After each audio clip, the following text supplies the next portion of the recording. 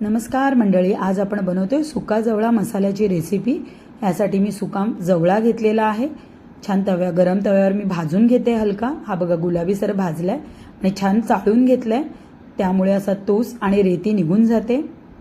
आता आपण कोमट पाण्यामध्ये भिजवून घ्यायचा आहे। ही प्रोसेस केल्यामुळे जवळ्याचा जो उग्रवास असतो तो निघून जातो, त्यामुळे ही प्रोसेस कराच। छान अशी स्वच्छ कढई घेतली आहे। मीडियम गॅसवर आपण गरम करून घ्यायचे तेल। त्यावर 7-8 लसणाच्या पाकळ्या ठेचलेल्या त्या घालून घेऊयात। त्या छान परतून घेऊयात। एक हिरवी मिरची आहे पोपटी बारीक चिरलेली, तीही घालून घेऊया। तीही छान परतून घेऊया।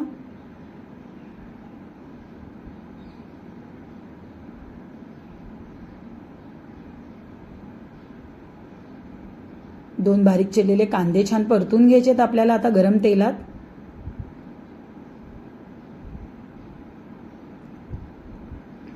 छान कांदा परतलाय बघा, रंग बदललाय। आता एक बारीक चिरलेला टोमॅटो घालून घ्यायचा आहे, तोही छान परतून घ्यायचा आहे।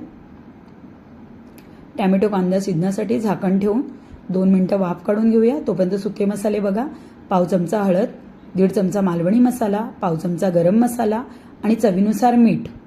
मीठ कमीच घाला जवळ्यामध्ये, कारण सुक्या जवळ्यात मीठ असतं। छान मसाले घालून परतून घेतलेत बघा। झाकण ठेवून आता 2-3 मिनिटं परत वाफ काढली आहे। सगळा मसाला छान शिजलाय। आता यामध्ये भिजवलेला जवळा घालून छान परतून घ्यायचं आहे आपल्याला। भिजवलेलं जे पाणी असतं ते टाकून द्यायचं, फक्त जवळा वापरायचा। छान मिक्स केलंय। आता झाकण ठेवून ह्यावर मी पाणी घालते आणि एक 5 मिनिटाची वाफ काढून घेते।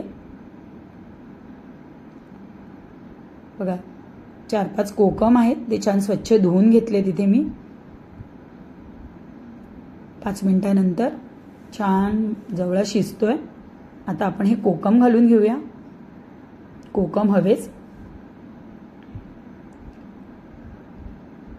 कोकम घालाच, कारण जवळ्याला वास असतो तो निघून जातो। परत 5 मिनिटं आपण पाणीवालं झाकण ठेवून वाफ काढून घेतली बघा। छान शिजलाय। 5 मिनिटानंतर कोथिंबीर घालून सर्व करूया। ही जर रेसिपी तुम्हाला आवडली असेल तर नक्की लाईक करा।